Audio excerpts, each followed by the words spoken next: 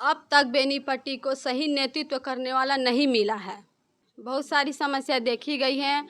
कहीं शौचालय नहीं है, शौचालय भी नहीं है, ना कहीं घर ढंग से नहीं बना है। यहाँ तो सड़कें ढंग से नहीं बनी गई है। विद्यालय तो है लेकिन शिक्षक नहीं है। तो विद्यालय है वो खंडहर पड़ा हुआ है। कई जगह में चिकित्सालय हैं लेकिन वहाँ बेडों की कमी है। बेड है जो मरीजें बाहर पड़े हुए मिल रहे हैं। फील्ड में घूमी हुई हूँ तो देखी हूँ कई सड़कें पूरे गंदगी से भरे पड़े हुए हैं। यहाँ पे जल जमाव भी हो रहा है। बहुते सारे गंदगी, नाली, कीड़े बहुते सारे यहाँ मिलने जा रहे हैं। शिक्षित तो है लेकिन यहाँ पे बेरोजगारी देखी जा रही है। यहाँ पे किसी चीज़ का रोजगार नहीं है। सब बाहर जा रहे कमाने के लिए। यहाँ माँ बाप यहाँ पे बच्चों का आशा लगाए बैठे रहते हैं लेकिन सब बच्चे बेरोजगार पड़े हुए हैं। बाहर तो जा रहे हैं लेकिन यहाँ पत्नी को छोड़ के जा रहे हैं, बच्चे सबको छोड़ के जा रहे हैं।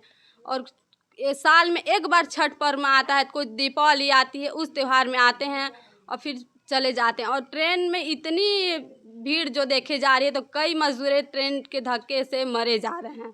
मरे तो जा रहे हैं। और सरकार तो 200 ट्रेनों की मांग की लेकिन एक भी ट्रेन नहीं दिख रहा है। खाली 2-3 गो ट्रेन ही दिख रहा है। और इसमें पब्लिक का इतना भीड़ हो जा रहा है त्यौहार में कि मजदूरें तो मरे जा रहे हैं। पलायन की समस्या है।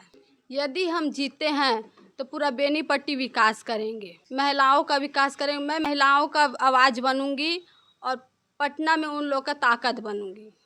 अपने बच्चे का भविष्य देखते हुए मैं माता बहनों एवं भाई बहनों से मैं अपील करती हूँ कि सही मतदान करें, अपने बच्चों का भविष्य बनाएं। एक वोट का कीमत समझे और हर कोई वोट करे। मैं घटा देवांगन बहुजन समाज पार्टी बेनीपट्टी 32 कैंडिडेट हूँ।